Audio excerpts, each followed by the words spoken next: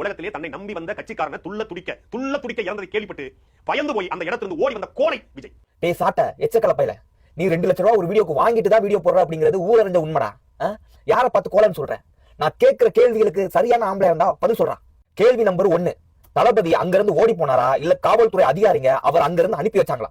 காவல்துறை தான் அவர் அங்கிருந்து அனுப்பி வச்சாங்க அப்படின்னு விஜய் அவர்கள் தான் வாயால சொல்லியிருக்காரு. அதுக்கான எவிடன்ஸும் எங்க கிட்ட இருக்கு.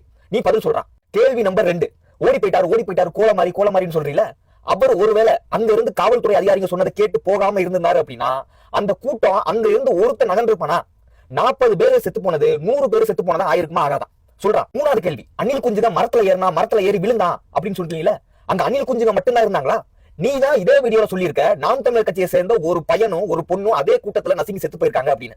அப்போ அங்க அணில் மட்டும் கிடையாது, சோம்பிஸும் இருந்திருக்கான், ஆமையும் இருந்திருக்கான், கொத்தடிமைகளே இருந்திருக்காங்க, டயர் நக்கிகளே இருந்திருக்காங்க. சரியா இல்லையா? அப்புறம் எப்படி பொதுமக்கள் இருந்திருக்காங்க, அப்புறம் எப்படி அங்க அணில்கள் மட்டுமே மேல ஏறிட்டான், அணில்கள் கீழே விழுந்தான் அதனாலதான் இறந்து போனாங்க அப்படின்னு நீ சொல்லலாம்? அது சொல்றான். 4வது கேள்வி, யார் மேல இருந்து விழுந்தது, அணிலா இல்ல பொதுமக்களா ஆமையான்னு நமக்கு தெரியாது. ஏன் விழுந்தான் அப்படிங்கிறதுக்கான காரணம் என்ன அப்படின்னா அவனுக்கு கீழே நிக்கிறதுக்கு இடம் இல்ல, வேற வழி இல்லாம கூட்ட நெரிசல்ல இடங்களே இல்லாதனால மேல ஏறிட்டான். சரியா? தளபதி அந்த சம்பவம் நடக்கிற ஒரு வாரத்துக்கு முன்னாடி கடைசியா நடந்த பரப்புரையில தெளிவா சொல்லியிருப்பாரு, நாங்க என்னங்க பெருசா உங்ககிட்ட கேட்டுட்டோம், என்ன பார்க்க வர என்னுடைய தொண்டர்கள் பொதுமக்கள் நிம்மதியா நின்று பாக்குறதுக்கு ஒரு இடம் அப்படின்னு சொன்னாரா இல்லையா? அப்போ அந்த மாதிரி ஒரு இடத்தை கொடுக்காதது யாருடைய தப்பு? அரசாங்கத்துடைய தப்பா இல்ல தமிழக வெற்றி கழகத்தோட தப்பா? பதில் சொல்றான். அடுத்த கேள்வி, 40 பேரோட உயிரை யாராலையும் திருப்பி கொடுக்க முடியாது, ஆனா நம்ம கூட்டத்துக்கு வந்ததுனாலதான் இந்த 40 பேரோட உயிர் போயிருக்கு அப்படின்னு சொல்லிட்டு அந்த குடும்பத்தை தத்தெடுத்து அந்த குடும்பத்துக்கு 20 லட்சம் ரூபாய் பணம் கொடுத்து என்ன தேவையோ உங்க பையன் மாதிரி கடைசி வரைக்கும் நான் இருப்பேன் அப்படின்னு சொல்லி வாக்குறுதி கொடுத்து அந்த குடும்பத்தோட நிக்கிறார்ல, இவர் தலைவரா?